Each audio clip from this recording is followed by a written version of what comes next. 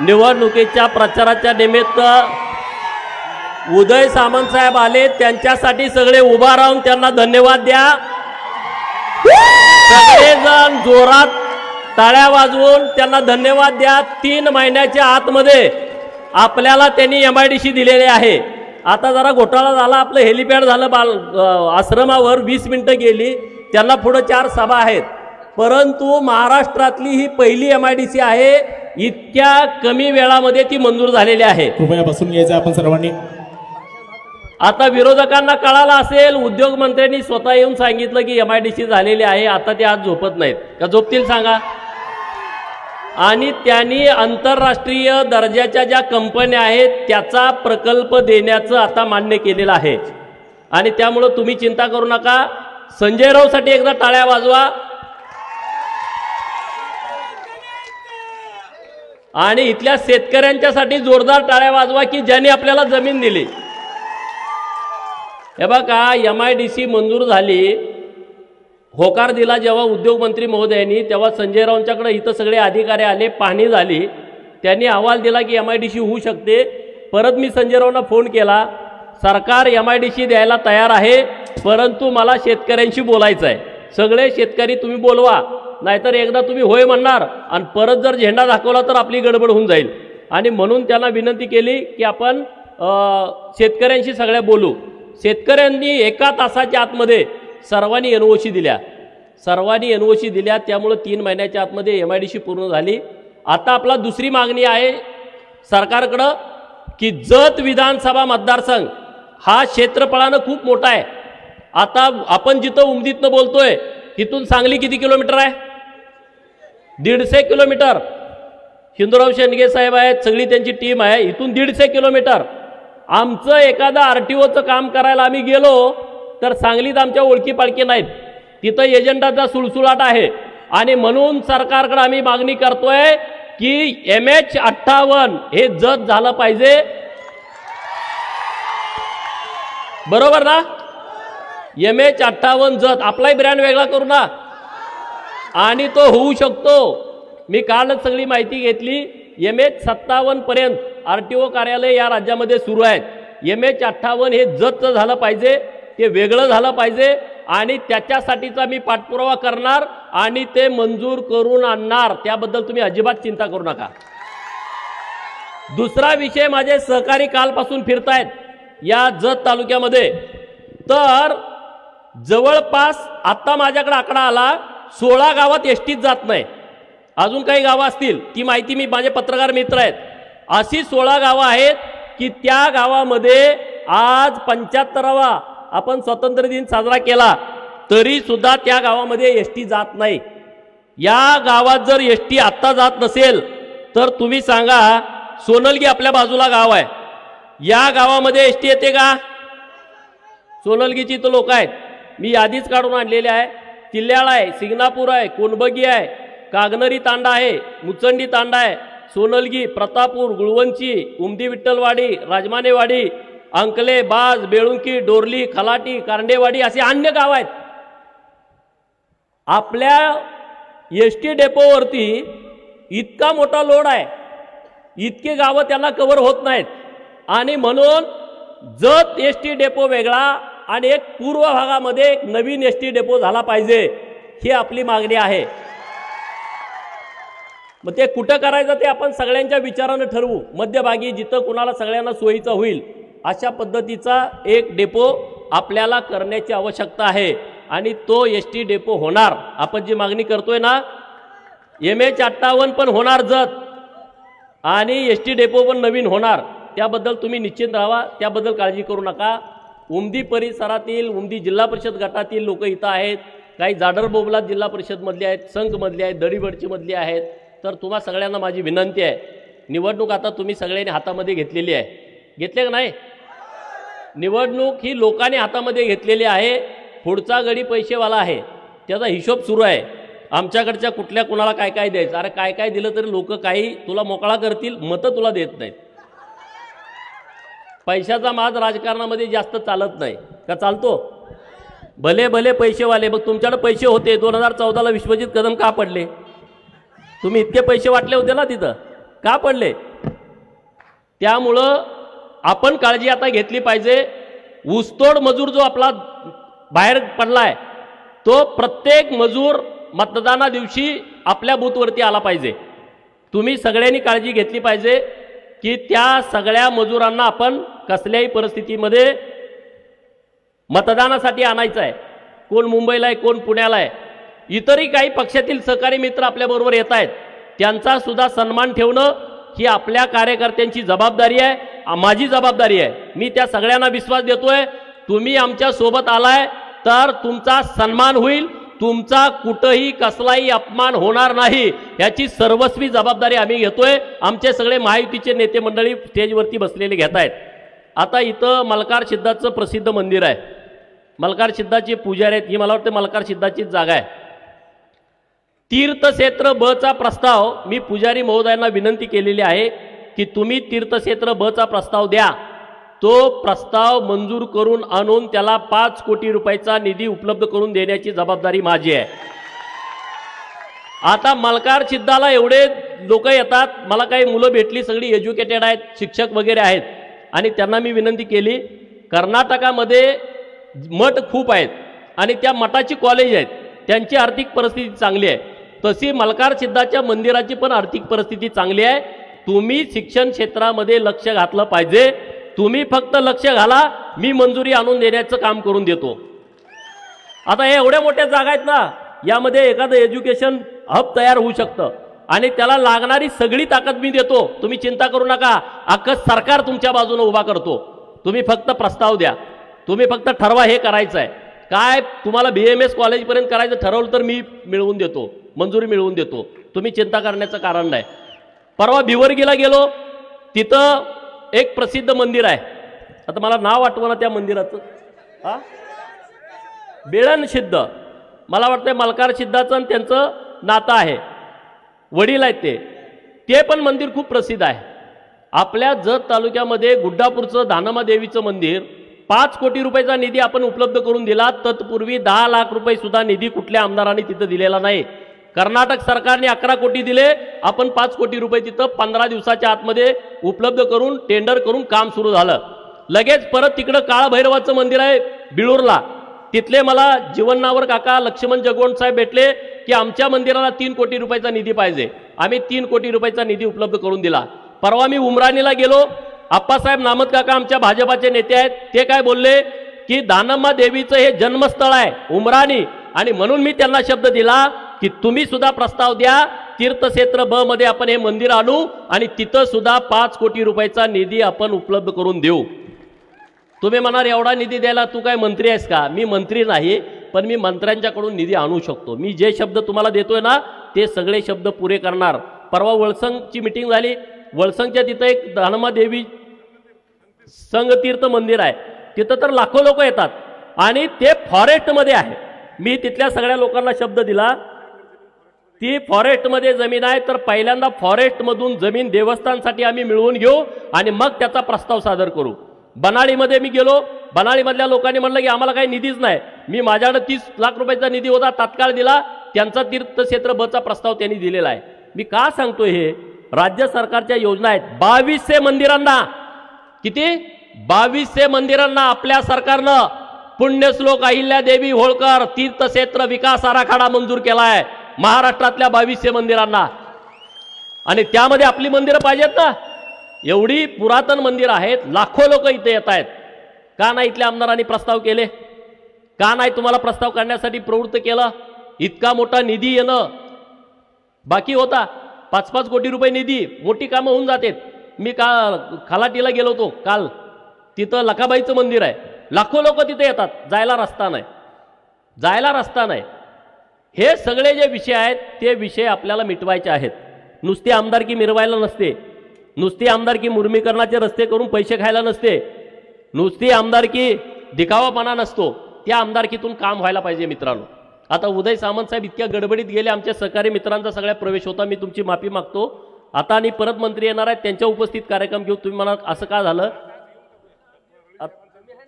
करू ना. हां, आमचे सहकारी मित्र आज आपल्याला साथ देण्यासाठी भाजपामध्ये प्रवेश करतायत. भारतीय पार्टीबरोबर जनता पार्टीबरोबर येण्याचा त्यांनी निर्णय घेतलेला आहे। मी त्यांना पार्टीच्या वतीनं इतकंच आश्वस्त करतो, तुमच्या गावामध्ये जी कामं आहेत, तुम्ही लोकांना शब्द दिलाय किंवा माझ्या विधानसभेसाठी लोकांना शब्द देणार आहात, तो शब्द पूर्ण करून देण्याची जबाबदारी आम्ही सगळे पार्टीची लोक घेतोय आणि तशा पद्धतीनं आम्ही तुम्हाला त्याचा उत्तर निश्चितपणे देऊ। आता बरेच सगळे भागातून मंडळी आलेले आहेत, विस्तारित मैशाळ योजनेचं काम सुरू आहे आणि ते काम पूर्ण होण्याच्यासाठी अधिकाऱ्यांच्याकडे पाठपुरावा करणं, तिथल्या कॉन्ट्रॅक्टरकडे पाठपुरावा करणं, पैशाचा तर सगळा विषय मिटलेला आहे, ते सगळे विषय आपण व्यवस्थितपणे मार्गी लावून देऊ। आता जातीवाद गोपीचंद करतोय असा एक सुरू आहे। आमच्या मतदारसंघामध्ये जातीवाद नव्हता आणि गोपीचंद आल्यामुळे जातीवाद सुरू झालाय असं काय काय पुढारी म्हणतायत। तुम्हाला मतं दिली आमच्या लोकांनी तेव्हा जातीवाद नव्हता, बरोबर? तुम्हाला मतं देऊन एवढ्या वेळा आमदार करतोय, झडपीला पाठवतोय, मार्केट कमिटीला पाठवतोय, जिल्हा बँकेला पाठवतोय, आमचा पोरगा कोणी उभा राहत नाही तेव्हा आमचा जातीवाद नाही। लोकसभेला कोणी संजय काकाला, कोणी विशाल पाटलांना मतं दिली तेव्हा आमचा जातीवाद नाही। अरे मग आम्ही उभा राहिलं का जातीवाद सुरू होतोय? आणि लिंगायत आणि धनगरांचं पहिल्यांदा महाराष्ट्रातलं कॉम्बिनेशन जतमध्ये होतंय, या प्रस्थापितांचं लक्ष लागलंय, प्रस्थापितांचं लक्ष लागलंय। अरे हे गणित फार मोठं मांडलंय, मी तुम्हाला सांगतोय हे गणित तुम्ही यशस्वी करा। महाराष्ट्रामध्ये कशा पद्धतीनं राजकारण लिंगायत धनगरांच्या कॉम्बिनेशनचं होतंय हे मी तुम्हाला दाखवून देतो, तुम्ही ते सिरियसली बघा। आता म्हणे गोपीचंदला पाडायचा, लिंगायत समाजाच्या मतामध्ये विभागणी करायची। अरे लिंगायत समाज हुशार आहे, त्यांना राजकारण चांगल्या पद्धतीनं कळतंय आणि मला इथं उभा करायला कोण भाग पाडलं? धनगर समाजाची माणसं माझ्याबरोबर तर आहेत 100%, पण मला इथं उमेदवारी करायला भाग पाडलं डॉक्टर रवींद्र आरळींनी, मला इथं उमेदवारी करायला भाग पाडलं संजय तेलींनी, नंतर सुभाष गोब्बी, चंद्रशेखर गोब्बी, आप्पासाहेब नामत काका, नंतर इकडं आपले माळी साहेब माडग्याळचे, इकडं बेंडोळगीचे चेअरमन आपले बोरामणी चेअरमन, तिकडं आरके पाटील त्यांची मुलं, जीवनावर काका, लक्ष्मणराव जगगोंड, तिथं रमेश बिरादार सर आहेत। अरे किती मंडळी आहेत। माझ्या डोक्यात या आरणी साहेबांनी ह्यांनी घातलं, 8-10 वेळा माझ्याकडे ही मंडळी आली, म्हणले तुम्ही उभा राहायला लागतंय। म्हणजे मी काय असाच येऊन इथं उभा राहिलो नाही मित्रांनो, आज जे गणित जुळायला लागलंय ना ते तुम्ही व्यवस्थितपणे राजकारण समजून घ्या। आपल्या मतामध्ये विभागणी करण्याचा प्रयत्न काही लोक जाणीवपूर्वक करतायत, तर तो प्रयत्न होता कामा नये। गावाच्या गावं एक झालेली आहेत, 80% मतदान करणार असं गावात गेल्यानंतर लोक बोलतायत।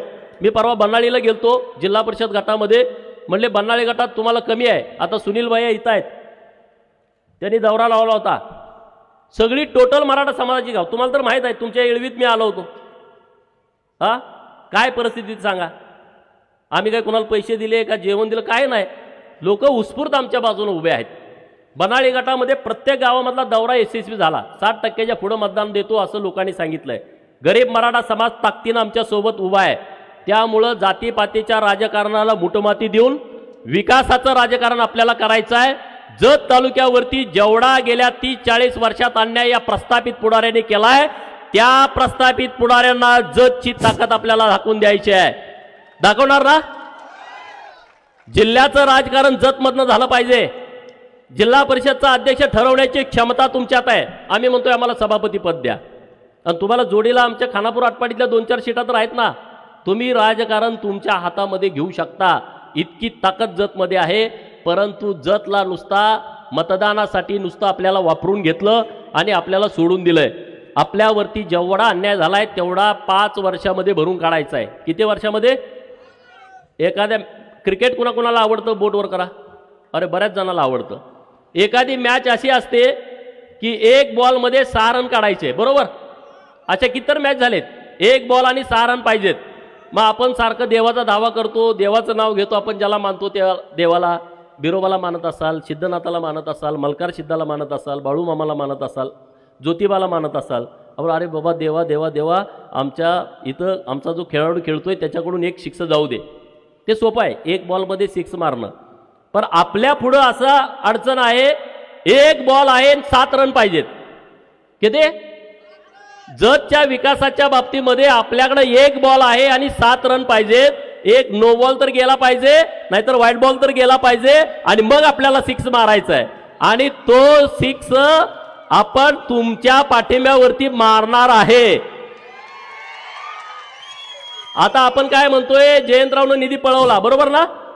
आता आराराबा आणि पतंगराव साहेब तर नाहीत, त्यांच्यावरती आपल्याला काय बोलायचं नाही. पण आता जयंतरावनी निधी पळवला, आपण सगळे म्हणतोय, तुम्हाला हे मान्य आहे का नाही?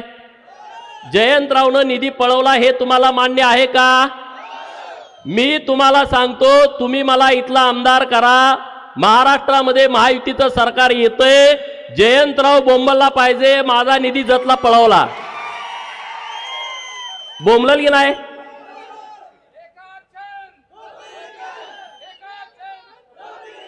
राजसत्तेमध्ये प्रचंड ताकद असते मित्रांनो, राजसत्तेमध्ये प्रचंड ताकद असते. तुम्ही मला फक्त निवडून द्या, मी 100% बोंबलायला लावतो, 100% बोंबलायला लावतो. आणि तोपर्यंत बोंबलायला लावतो जोपर्यंत आपला बॅकलॉग भरत नाही. मग तुमचा निधी तुम्हाला, आमचा निधी आम्हाला. जोपर्यंत हिशोब बराबर होत नाही तोपर्यंत कॅल्क्युलेटरवर, बरोबर ना. तुम्ही चिंता करू नका. उमदी भागामध्ये एवढी मोठी MIDC होतीये, 540 हेक्टर तुम्ही जमीन दिले. कोण कोण शेतकरी तिथं हातवर करा.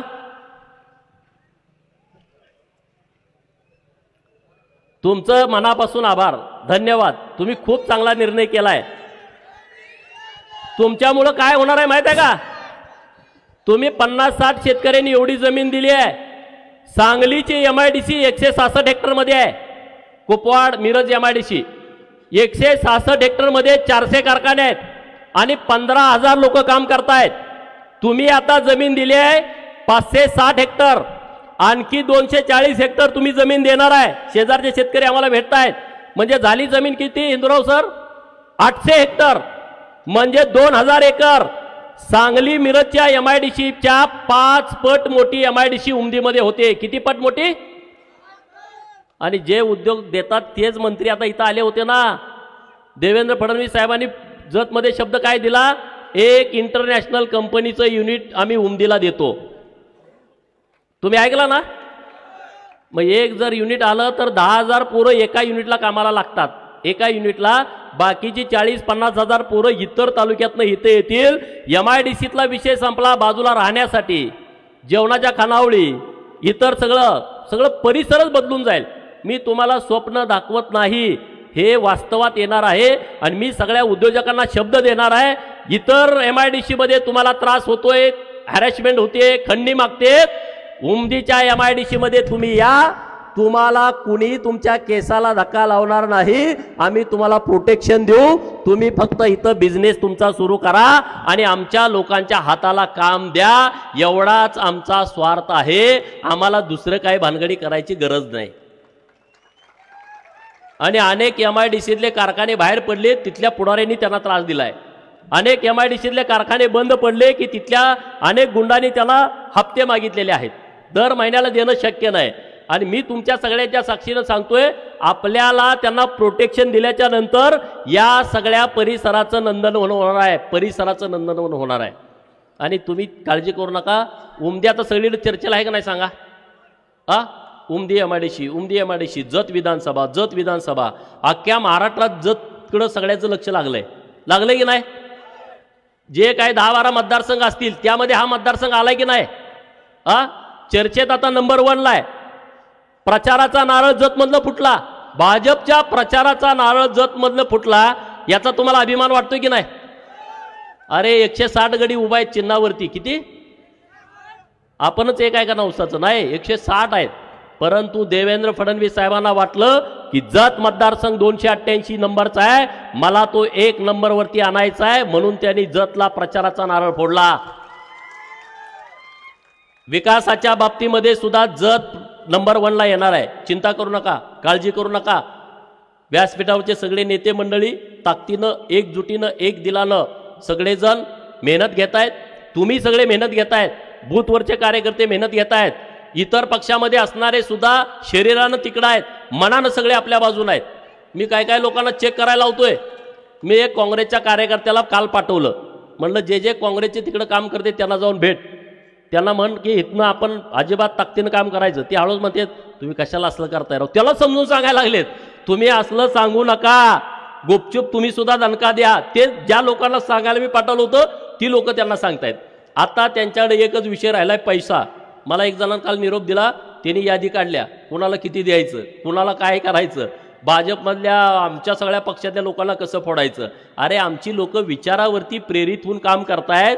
पैशासाठी काम करणारे कार्यकर्ते भाजपामध्ये नाही आहेत, पैशासाठी काम करणारे महायुतीमध्ये नाहीत. आम्ही सगळे विचारावरती काम करतोय आणि सगळ्यांचा एकच अजेंडा आहे, जतचा विकास झाला पाहिजे, जतचे प्रश्न मिटले पाहिजेत. जत तालुक्यातल्या प्रत्येक गावातल्या घर नसणाऱ्या बेघर माझ्या भावाला स्वतःचं हक्काचं घरकुल मिळालं पाहिजे. घरकुल नसेल, त्याला जागा नसेल तर जागा घ्यायला सरकारचे पैसे मिळाले पाहिजेत. प्रत्येक भगिनीला सरकारच्या योजना पोचल्या पाहिजेत. हे आमचं ध्येय आहे. आता आमचे संकपाळ साहेब, आमचे एसटीचे सगळे कर्मचारी सगळे भेटले सकाळी आणि त्यांनी एक आयडिया मला दिली. काय आयडिया दिली की 12वी पर्यंत मुलींच्यासाठी मोफत पास आहे आणि तो ग्रॅज्युएट पर्यंत झाला पाहिजे. खूप चांगली तुमची सूचना आहे आणि मी तुम्हाला विश्वासानं सांगतो, आता एसटी आपल्यासाठी काय मास्टरकीच आहे, तुम्ही त्याची चिंता करू नका. महाराष्ट्रातल्या मुलींच्यासाठी ग्रॅज्युएट पर्यंत शिक्षण घेणाऱ्या मुलींना पास मोफत झाला पाहिजे. यासाठी 25 तारखेला आमचं सरकार आल्यानंतर, मुख्यमंत्री पदाची सरकारची शपथ झाल्यानंतर मी पहिल्यांदा त्यांच्याकडे जाणार आणि हा मुलींच्यासाठी निर्णय करून घेणार म्हणजे घेणार. तुम्ही अजिबात चिंता करू नका. शेतकऱ्यांच्यासाठी तर इतके निर्णय घेतलेत. हे बघा, इथं कोण आहे का असा मंडपात की ज्याला केंद्र आणि राज्य सरकारची कुठलीच योजना मिळाली नाही? असं कोण आहे? हात वर करा. कोणीच नाही. एक तर कोविडची लस तर आपण सगळ्यांनी घेतल्या. तुम्ही म्हणाल आमदार आहे, तुम्ही पण सगळा लाभ घेताय का? मी सगळा लाभ घेत नाही. आमची आई शिकली नाही तरी आई खात्यावरती पैसे आले का म्हणत्या, अर्धे खात्यावर पैसे आलेत काढायचं का नाही? नाही म्हणलं मी ते परत पाठवायचे आहेत. मग ते हात लावत नाही तिथं. मी आमदार आहे, मी नाही घेतला पाहिजे कुठला सरकारचा निधी, बरोबर की नाही? परंतु मी एक लाभार्थी आहे, मला कोविडचे 2 डोस मिळाले, ते फुकट मिळालेले आहेत केंद्र सरकारच्या पैशातून. माझा जीव वाचलाय म्हणजे मी लाभार्थी आहे का नाही? मग हे सोनिया गांधीजींना पण 2 डोस दिलेत, हे राहुल गांधीजींना पण 2 डोस दिलेत, शरद पवारांना 3 डोस दिलेत. 2 डोस आणि 1 बूस्टर डोस. तरी सुद्धा ते म्हणतंय केंद्र सरकार काही काम करत नाही. ते फोटो तुम्ही बघितला नाही साहेबाचा इंजेक्शन मारतानाचा? हा, म्हणजे तुम्ही भाजपच्या केंद्र सरकारचे लाभार्थी आहे मित्रांनो, प्रत्येक माणूस आहे. आता इथं वीज बिल माफ कोणाकोणाला झाला? हातवर करा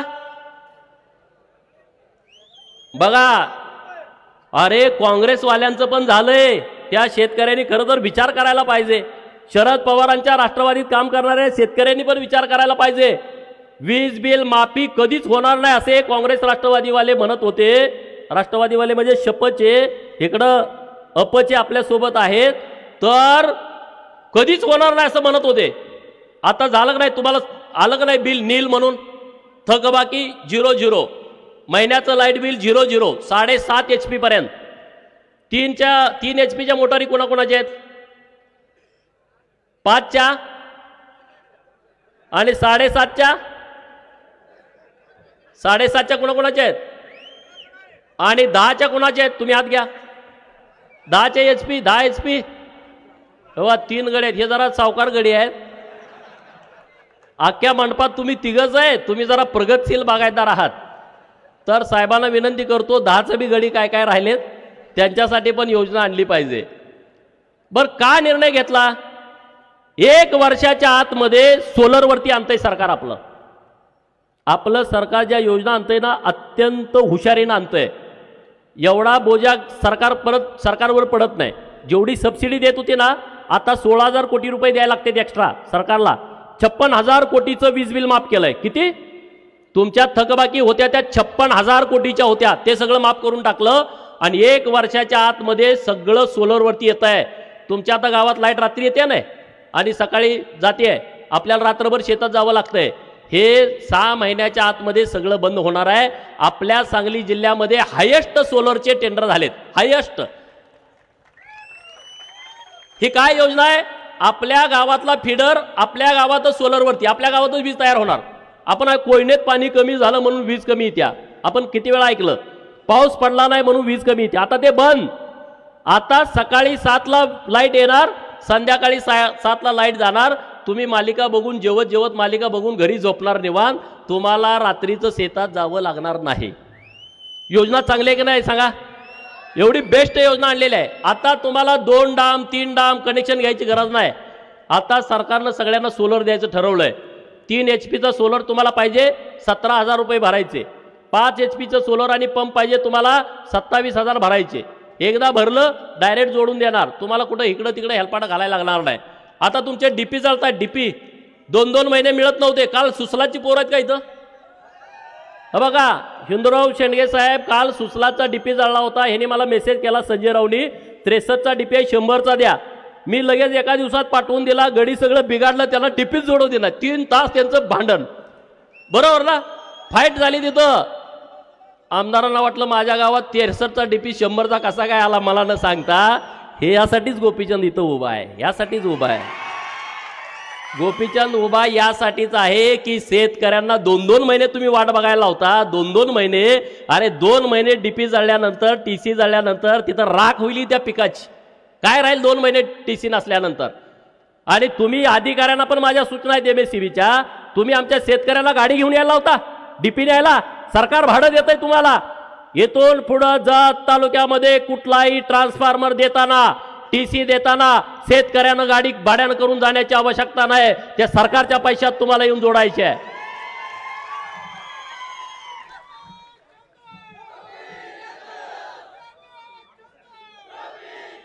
रेशन कार्ड काढायला 5,000. मी तहसीलदार साहेबांना सांगितलं इकडे येताना, तुम्ही जतला या, एजंट बंद झाले पाहिजेत. प्रांत साहेबांना सांगितलं जतला या, एजंट बंद झाले पाहिजेत. दोन्ही अधिकारी चांगलेत. समजा आता इलेक्शन लागलंय, पण पुढच्या महिन्यामध्ये जत तहसील कार्यालयामध्ये जो एजंट असेल त्याला तिथं थारा मिळणार नाही. गरिबाचं काम डायरेक्ट झालं पाहिजे. आणि रेशन कार्डाची तुम्ही यादी काढून ठेवा. कुणाला कुठली कुठली कार्ड पाहिजेत त्यांना घरी आणून वाटायला लावतो. मला भुजबळ साहेबांनी सांगितलं होतं कुठली कुठली कार्ड आहेत मला सांग, त्याला घरीच जाऊन द्यायला लावतो. पण तुमच्याकडून यादी झाली नाही. मी बऱ्याच जणांना सांगितलं कुणाला कार्ड पाहिजेत सांगा. भुजबळ साहेबांच्याकडे ते खातं होतं. ते म्हणजे माझ्याकडे फक्त यादी दे, मी इकडून सगळी ती घरी पाठवतो सगळे. अरे सरकार चालवायला आलं पाहिजे ना. आमदारकीचा वापर योग्य करायला आला पाहिजे. मी तुम्हाला शब्द देतो, दर महिन्याला जत तहसील कार्यालयामध्ये आपल्याला जनता दरबार घ्यायचा आहे. दर महिन्याला तुम्ही मला आमदार निवडून दिल्यानंतर एका बाजूला सगळे अधिकारी, DYSP, प्रांत साहेब, तहसीलदार साहेब, PI साहेब, BDO, पंचायत समितीचे सगळे अधिकारी, सगळ्या खात्याचे, बांधकाम असेल, MSCB असेल, तुम्हाला पाहिजे ते जलसंधारण, जलसंपदा, ग्राम विकास, कुणी एका बाजूला अधिकारी, ग्रामसेवक अण्णासाहेब, तलाठी अण्णासाहेब, इकडं माझी तालुक्यातली जनता. तुमचा कोणाचा प्रश्न आहे समोरासमोर उत्तर. माझी नोंद झाली नाही. का नाही झाली? बरोबर ना?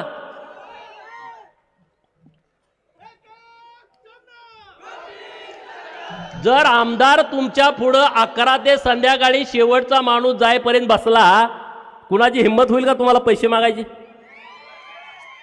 होईल का सांगा ना? अरे तुमच्यात आमसभा पण झाल्या नाहीत, आढावा बैठक पण झाल्या नाहीत. मी आढावा बैठक मागे घेतली होती. आढावा बैठक व्हायला पाहिजे, नाही झाली. आमसभा व्हायला पाहिजेत, नाही झाल्या. मी सांगतोय तुम्हाला, मी अजेंड्यात लिहिलंय माझ्या, प्रत्येक महिन्याला जनता दरबार हा तहसील कार्यालयामध्ये असेल. सरकारी इंतमामात. काही चिंता करू नका, काही काळजी करू नका. मी तुम्हाला पिक्चरची स्टोरी सांगत नाही. मी जे वास्तवात काम करणार आहे तेच मी तुम्हाला सांगतोय. आणि मग जे गडी विरोधात आहेत त्यांना जाऊन संध्याकाळी भेटा. एक एक कटवाई गडी तिकडे आहे तो. कुणाकुणाचं दोस्त काँग्रेसमध्ये हातवर करा. किती जण आहे राव तुम्ही? हिंदूराव शेंडगे साहेबांनी केलेत बरेच गडी गोळा. तुम्ही तिकडे जे दोस्त आहेत का नाही त्यांना जरा सांगा समजून. इथल्या इथं तुम्ही 1-2 माणसं कटवा, तिकडे डिपॉझिट राहत नाही. काय त्यांनी करायचं ते करू द्या.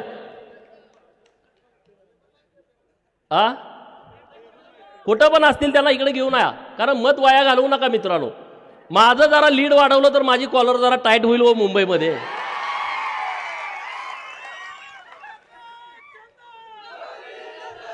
बऱ्याच गड्यांना प्रश्न पडला, ह्यो निवडून येतोय का नाही. त्यांना इथं एवढं रान फाटलेलं वर माहीत नाही. बरोबर ना?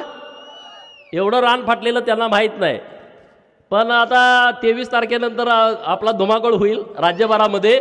मी तुम्हाला एवढा शब्द देतो, की जतला जेवढा त्यांनी अपमान केलाय, जत तालुक्याचा, आटपाडी तालुक्याचा, कवठे मंकाळ आणि खानापूर या तालुक्याचा खूप वेळा अपमान झाला. राजकीय अपमान, सामाजिक अपमान मोठा झालाय. तुम्ही मला निवडून दिल्यानंतर त्याच पटीमध्ये सन्मान मी आपल्या तालुक्याला मिळवून देईल. त्याच पटीमध्ये महाराष्ट्राच्या कानाकोपऱ्यात तुम्ही कुठं गेला, 288 जत म्हणला, तुमचं काम झालं पाहिजे. 90% लोकांची कामं अशीच होतील. जतचा आहे, गोपीचंदचा माणूस आहे, एवढ्या कामं होतील. 10% काय काय खोडसाळगड आहेत, माझं नाव सांगितलं बी काम करत नाहीत. त्यांचा जरा किडा वळवळतो मला माहीत आहे. कुणाचा वळवळतो हे मला माहीत आहे. त्यांना दुरुस्त करणं मी करतो, त्याची चिंता तुम्ही करू नका. तो आहे मी आहे. मी कुठं जात नाही अजून 30 वर्ष. महाराष्ट्राच्या राजकारणामध्ये मी 30 वर्ष असणार आहे, बरोबर ना. आता मी 42 आहे, तर अजून 20-25 वर्ष तर काम करायला काय अडचण नाही. मला काय अजून कुठला त्रास नाही, काय काळजी करू नका. त्यामुळं जो नडतोय ना मुद्दामून, हा त्याचं कारण असेल, आम्ही कायद्यात आहे नाही ते सांगतोय, तर मग ठीक आहे ना. पण कायद्यात असताना सुद्धा जो त्रास देतोय तर त्याला सरळा करावाच लागतो. आता माझे एसटीचे कर्मचारी इथं आले, त्यांना विचारा, त्यांच्या आयुष्यामध्ये सगळ्यात जास्त पगारवाढ आपण केलेली आहे, सगळ्यात जास्त. पहिल्यांदा असं घडलंय, पहिल्यांदा असं घडलं. बैलगाडा शर्यतवाले कोण आहेत का इथं? बघा, माझे पत्रकार मित्र आहेत इथं. बैलगाडा शर्यतवाले मालक सगळ्या आमदारांना भेटले होते, 288 आणि विधान परिषदेच्या सगळ्या आमदारांना. ते म्हणायचे आंदोलन करा, रस्ता रोको करा. ते माझ्याकडे आले, 200-300 आले होते. मी त्यांचं ऐकून घेतलं व्यवस्थित. ते म्हणले राव बैलगाड्याची शर्यत बंद आहे आणि मग ती चालू करायला पाहिजे. मग मी म्हणलं तुम्ही काय काय केलं? आम्ही रस्ता रोको केलं, आम्ही मोर्चा केला, आम्ही मेळावे केले, आम्ही जेलबरो केलं, आम्ही सगळं केलं, उपोषण केलं, कोण दाद देणार? बरं ठीक आहे म्हणलं, मला जरा मी सगळी डिटेल माहिती घेतो आणि आपण एक आंदोलन करू. परत दुसऱ्यांना मी त्यांना बोलवलं, तोपर्यंत मी डिटेल माहिती घेतली. डिटेल माहिती काय होती?